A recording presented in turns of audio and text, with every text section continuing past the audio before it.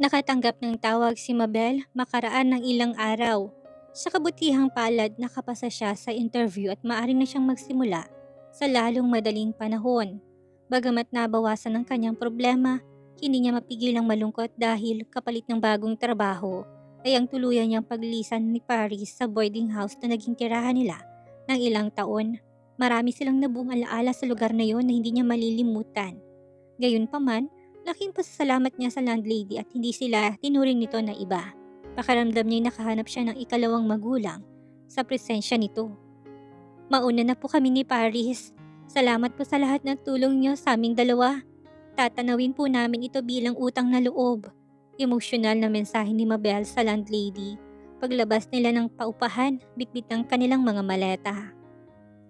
Walang anuman, mag-iingat kayo doon. Tugon ng landlady na bahagyang naluha sa biglaan nilang pag-alis. Bye-bye po, paalam pa ni Paris. Nasulyapan ni Mabel ang pagkaway ng landlady bago sila naglakad papunta sa paradahan ng tricycle. Sakay ang inarkilahang sasakyan ay nakarating sila sa kanilang destinasyon. Ang bagong private subdivision na matatagpuan sa Quezon City. Gaya ng inaasahan, sa gate pa lang ay hinarang na sila. Nagpakilala si Mabel bilang bagong kasambahay ng may-ari. Itinawag naman yon sa head office at nang makakuha ng confirmation, ay saka lang sila pinayagan na makapasok. Nagtuloy-tuloy ang tricycle sa loob hanggang sa mamataan nila ang nag-iisang bahay na nakatayo sa buong subdivision. Diyan lang po sa harap ng itim na gate, anunsyo ni Mabel sa driver. Huminto sila sa harap ng mismong malaking gate. Dali-daling bumaba sina Mabel at Paris mula sa sakyan at isa-isang ibinabangka nilang mga gamit. Humugot siya ng malalim na hininga bago pinindot ang doorbell. Maya-maya'y bumukas ang maliit na bahagi ng gate at niluwa noon ng isang mistisong lalaki. Nakasuot to ng puting polo't slacks na tinernuhan ng charol na sapatos. Maayos ang ayos ng buhok nito na walang babaeng makakatanggi. Base sa itsura ng lalaki, hindi lang ito basta guard o anuman sa household. Hindi kaya, "Kumusta? Ako si Ernest. Ako ang tumawag sa'yo kahapon." Nakangiting pakilala nito kay Mabel.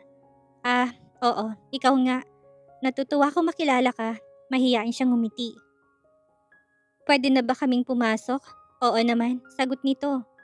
Umatras ng konti si Ernest para bigyan sila ni Paris ng daan. "Halika, sumunod kayo sa akin."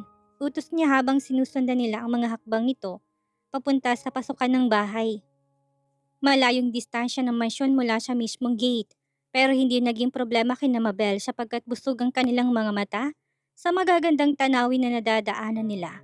Matatagpuan sa hindi kalayuan ng gazebo na napapaligiran na nagagandahang mga bulaklak. Napupuno ito ng berdeng damo at mga halaman na may iba't ibang disenyo at laki. Kapansin-pansin din ang nagliliparang mga paru-paro na siyang dumagdag sa katingkaran ng lugar. Parang isang maliit na botanical garden pero nasa loob ng bahay. May swimming pool din na nakapwesto sa harap mismo ng mansyon. Kitang-kitang pagkaasyul ng kulay nito na tumutugma sa bughaw na kalangitan. Napapalibutan yun ng palm trees na nagbibigay ng sariwang hangin na nalalanghap nila. Malamig yun na humahampas sa kanyang balat at masarap sa pakiramdam. "Mommy, gusto ko pong mag-swim," nisasabik na komento ni Paris habang tinuturo ang pool.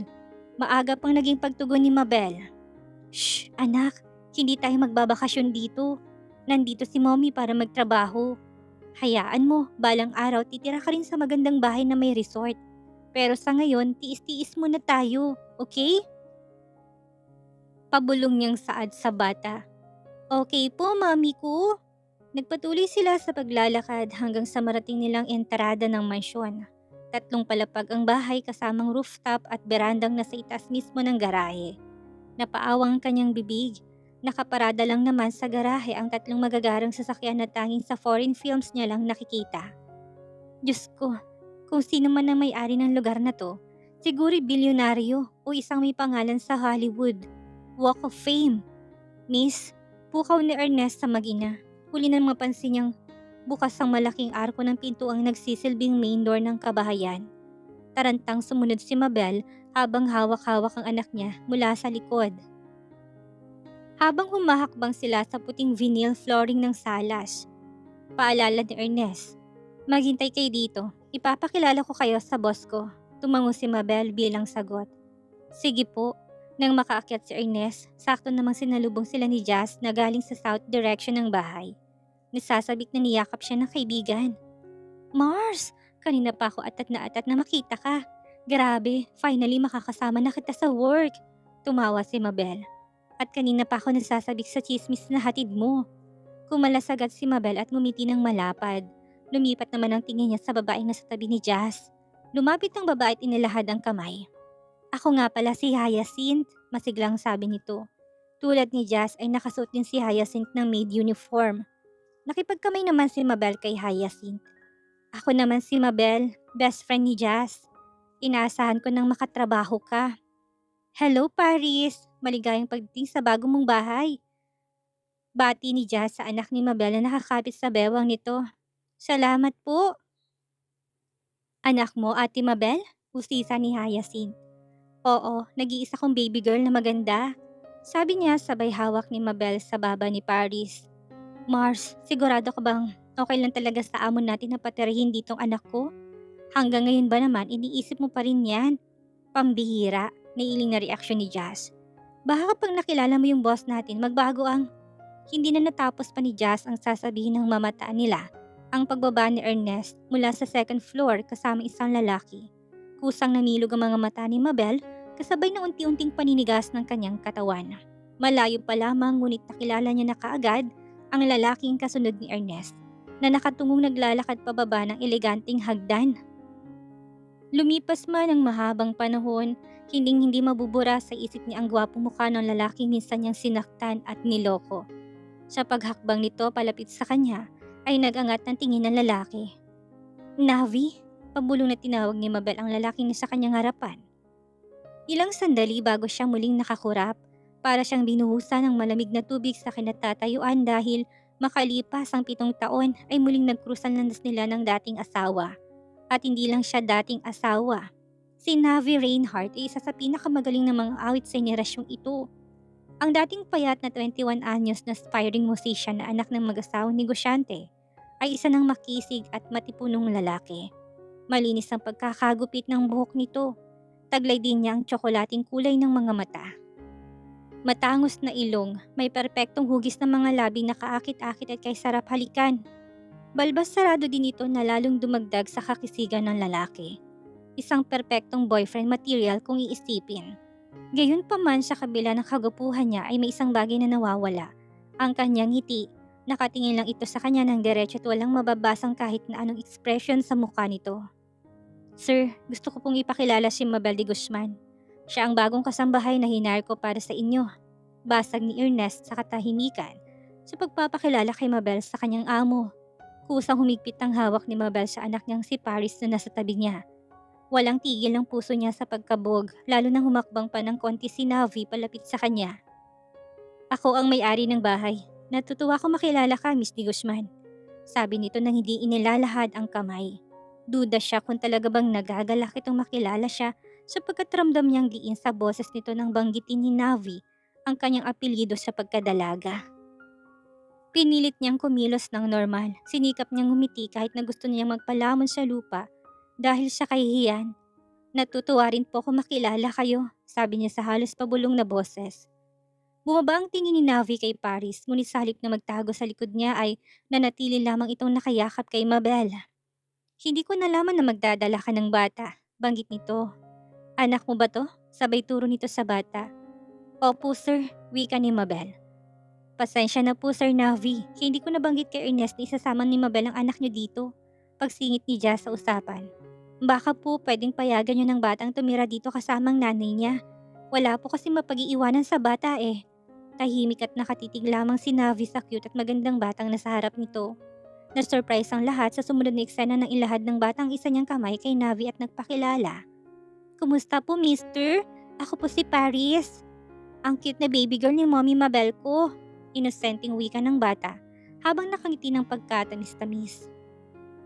Sa kabila ng kakyutan ni Paris ay hindi yun umubra kay Navi. Singhal nito, mabilis na nilipat ni Navi ang tingin sa ina't sinabing, Mapalad ka, papayagan ko siyang manatili dito pero wala akong responsibilidad sa batang yan, Miss de Guzman. Kaya ikaw ang bahala sa pagpapakain sa kanya. Naiintindihan mo ba? Opo. Siyempre, nasabi na lang ni Mabel. Maaari ka na magsimula bukas na umaga. Aniya, lumipat ang tingin ni Navi sa dalawang kasambahay na nakatayo sa likuran ni Mabel. Jazz, ipakita mo sa kanyang kwarto niya. Mananatili ako sa silid ko ngayon para magtrabaho. Okay, sir. Ani Jazz kasabay ng pagtalikod ni Navi. Nakatitig lamang si Mabel sa lalaki habang pinapanood itong umakyat sa hagdan. Pabalik sa silid nito. Maiwan ko na muna kayo, may gagawin pa ako sa garahe. Pagpapaalam ni Ernest sa kanila. Ako naman maglilinis na ng banyo, ani Hyacinth at nagmamadaling nagtungo sa CR para gawin ang nakabinbin na trabaho. Tanging ang mag-ina at si Jazz na lamang ang naiwan sa sala noong mga oras na yon. Huy! Ginising ni Jazz ang diwa ni Mabel sa pamamagitan ng pagtapik nito sa kanyang balikat. Halong pagsisisi at pag-aalala ang makikita sa mukha ni Mabel nang harapin ng kaibigan. Bagamat formal ang paghaharap nila ni Navi kanina, hindi niya maiwasang mag-isip ng negatibo tungkol sa lalaki. Sa kabila ng pagpapanggap na mabait sa harap ng ibang kasambahay, alam niyang galit pa rin si Navi sa kanya. Sino ba naman ang hindi? Sinira niyang puso nito at winasak ang tiwala nito. Hindi niya masisisi ito kung ganun na lang siya tratuhin nito. At ang pag-hire nito sa kanya, marahil hindi yun awa o ano paman. Malakas ang kutob niyang may binabalak tong hindi maganda na lalo magpapalala ng kanilang sitwasyon ni Paris. Jazz, may masama akong kutob tungkol sa kanya. Umuwi na lang kaya kami. Aniya, sa halip na mabahali pinagtawanan lang siya ni Jazz. Masyado kang praning Mars. Huwag kang nga matakot kay Sir Navi. Mukha lang siyang stricto pero mabait yun. Hindi ko alam. Hindi sumang-ayon si Mabel. Para siyang halimaw sa akin. Alam mo Mabel, masyado kang negative. Mag-isip ka ng positive. Trabaho na to eh. Tatakbo ka pa. Bilang ina, kailangan mo magsakripisyo at magtiis alang-alang sa anak mo. Ikaw na nagsabing kailangan mo kumayod. Gamitin mong motibasyon si Paris para magpatuloy. Mahabang payo ni Jazz na talaga namang tumagos sa puso niya. Bumagsak ang balikat niya. Kung sa bagay may punto ka. Ang mabuti pa, sumunod na kayo sa akin. Ipapakita ko sa inyo magiging kwarto nyo. Anyaya pa nito, basta silang sumunod kay Jazz patungo sa east direction ng bahay. Kung saan may maluwag na hallway doon. Sa kaliwang bahagi nandun ang banyo at nasa kanan naman ang maid's quarter na may 3 kwarto. Binuksan ni Jazz ang ikalawang pinto. Puting padarang bumungad sa kanila pagpasok nila sa loob. Malit lang ang kwarto pero sapat na yon para magkasya sila ni Paris. May kama, cabinet, electric fan at sliding window na may screen. Di hamak na mas maganda rito kumpara sa boarding house na tinutuluyan nila dati. Kung may kailangan ka, huwag ka mahihiyang magsabi sa akin. Katukin mo lang ako sa kabilang kwarto. Nakangiting bilin ni Jazz na tinugunan ni Mabel ng pagtango. Salamat Mars, sabi niya. Hindi din nagtagal umalis din si Jazz. Napaupo siya sa malambot na kama. Humugot siya ng malalim na buntong hininga sa kanapahilamos ng muka. Lahat na nangyari ngayon ay parang bangungot sa kanya. Iba talagang maglaro ang tadhana. Bukod sa pinagdaanan niyang paghihirap sa nakalipas na 7 taon, mukhang hindi pa yata doon nagtatapos ang karma niya. Totoo nga ang sabi nila, magawa mo mang makalayo, ngunit hindi mo matatakasan ang multo ng iyong nakaraan. Ang multo na nagpapaalala sa kanya kung gaano siya kawalang kwentang asawa noon. Bata pa siya. Immatured at makasarili noon ang pag-uugali niya na sumira sa mala fairy tale niyang buhay noon. Nawala ang lahat, ang yaman niya, ang ina niya at pati na rin ang mapagmahal niyang asawa. Sa kabilang banda, ang masasama niyang ugali ang nagturo sa kanya ng leksyon at sa huli, natutunan niyang tumayo sa sariling mga paa at naging independent. Natutunan niya ring magsisi at magsimula muli kasamang kanyang anak. Mommy, tinawag ni Paris ang atensyon ng kanyang ina. Umupo ito sa tabi niya. May tanong lang po ako. Ano yon? Curious sa tanong ni Mabel. Bakit po parang ang sungit sa atin ni Mr. Cute? Galit po siyang magsalita tapos hindi siya nakipag-shake hands sa akin. Nakasimangot na sabi ni Paris. Hay nako nak, hindi ko nga rin alam eh. Siguro masyado lang maraming iniisip yon. Pagsisinungaling ni Mabel, kahit na alam naman niyang totoong dahilan na hindi magandang asal ni Navi. Pero kahit po na ganoon, gusto ko po siyang maging kaibigan. Okay lang po ba? Napatingin siya kay Paris na marinig niyang mga salitang hindi niya inakalang lalabas sa bibig ng isang bata. Hindi napigilan ni Mabel ang umiti na mapagtanto kung gaano ka-friendly ang kanyang anak na kahit isang tulad ni Navia hindi nais niya maging kaibigan. Hindi pa sa ngayon, baby ko, pero huwag kang mag-alala. Mapapalambot din natin ang matigas na puso ni Mr. Cute. Pasasan ba't magiging magkaibigan din kayo? Hinalikan niya ang ulo ng bata at niyakap ng may tamang higpit.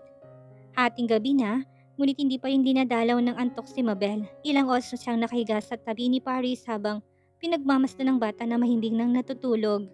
Bigla-bigli nakaramdam siya ng pagkauhaw. Maingat niyang inalis ang kumot sa kanyang ibabaw at bumangon sa higaan. Dala ang cellphone na magsisilbing flashlight niya sa madilim na kabahayan. Dahan-dahang naglakad si Mabel palabas ng silid at tungo sa kusina para sana kumuha ng maiinom. Ilang hakbang pa mula sa kusina, aksidenteng nabangga niyang isang tao. Napatalon si Mabel sa gulat. Sino kayang gising pa sa oras na ito? Dahan-dahan niyang inangat ang phone para alamin kung sino yon. Bahagyang natanglawan ng mukha ng taong yon bago pa nito hinarangan ng ilaw na nagmumula sa phone. Navi, tawag niya dito. Diyos ko, bakit siya pa? Ganyan bang tawag mo sa bagong boss mo, Miss De Guzman? Mahina, ngunit seryosong wika ni Navi na nagpangatog ng kanyang mga tuhod. Pasensya na po sir, aniya. Nulang ibinaba ni Mabel ang hawak na phone at ibinulsa. Anong kailangan mo? Iinom lang sana ako ng tubig, sabi niya. Pwede ba akong kumuha kahit na isang baso lang? Sige, pero sa gripo ka iinom. Maagap na sagot ni Navi. Ayos lang, sanay naman ako. Salamat. Akmang lalampasan niya ang lalaki ngunit tinawakan siya nito sa kanyang braso. Bakit sir? May problema ba? Hindi mo yata naiintindihan. Ang ibig kong sabihin, pinapayagan kang uminom ng tubig sa gripo ng banyo. Hindi dito. Paglilinaw ni Navi, nalukot ang noo ni Mabel sa binitawang salita ng lalaki. Are you serious? Himutok niya. Mukha ba ako nakikipagbiruan sa'yo? Hirit nito. Hindi ito comedy show, Mabel. Seryoso ako. Pero paano naman yung anak ko? Hahayaan mo ring uminom sa banyo ko sakali? Lakas loob niyang wika. Anong sinabi ko sa'yo kaninang umaga? Hindi ko responsibilidad ang anak mo. Problema mo yan kung saan mo papainumin ng malinis na tubig ang anak mo. Panunuya ni Navi. Huwag ko sanang mahuli kang lumalabag sa patakaran ko kung hindi ka makakasweldo ng isang buwan. Malinaw ba? Sa halip na sumang-ayon sa kalokohang patakaran nito, tinignan niya ito ng may hindi pagsang-ayon. Paano ka naging ganyan kawalang puso, Navi? Hindi ako makapaniwala nagbago ka.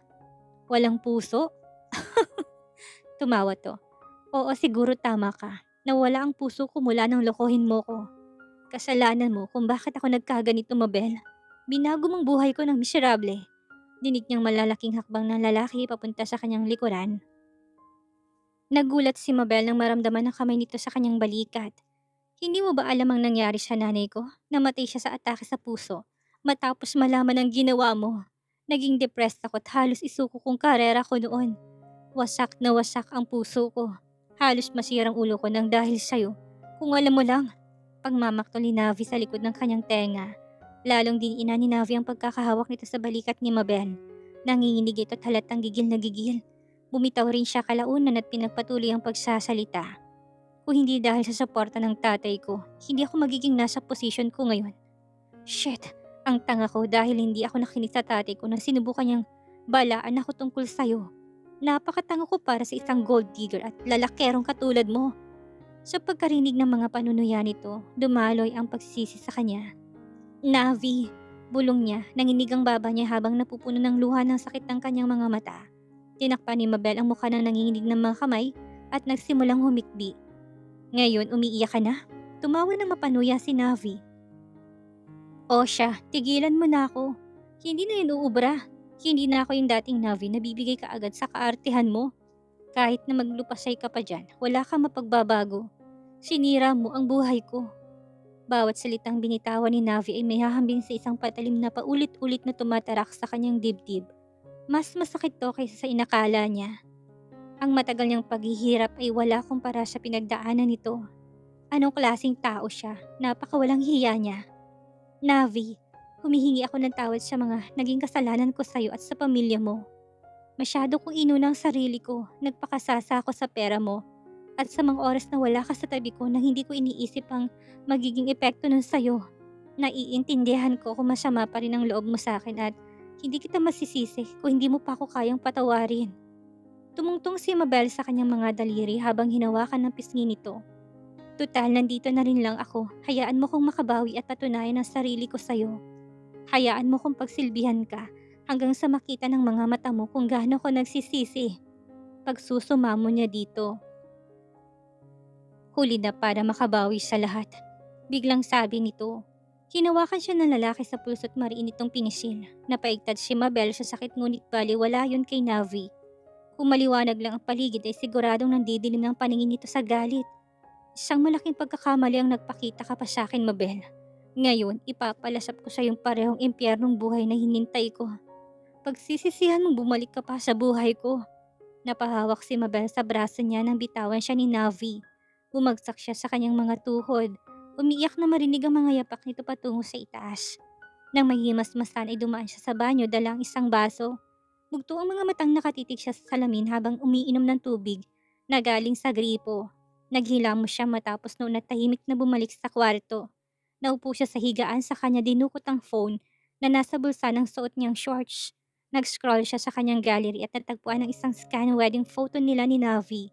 Kuha yon sa City Hall kung saan ginanap ang kanilang civil wedding noon. Makikita sa litratong matinding kaligayahan sa mukha ng lalaki. Bagay na sobrang namimiss niya ngayon dahil ang Navi na nakaharap niya kanina ay ibang-iba na. Ito na marahil ang paraan na tadhana para pagbayaran ko ang mga kasalanan ko sa iyo, Navi. Aniya habang naluluhang nakatitig sa kanilang litrato. Hindi bale, magalit ka man sa akin ay ayos lang. Hindi ako mawawala ng pag-asa ng isang araw. Masisilayan ko rin ang ngiti sa mga labi mo. Hindi kailanman hinihintulutan ni Mabel ang sariling panghinaan ng loob dahil kay Navi. Sa halip, determinado siyang makuha ang puso't tiwala nito nang hindi alam na hinukay niya ang kanyang sariling libingan.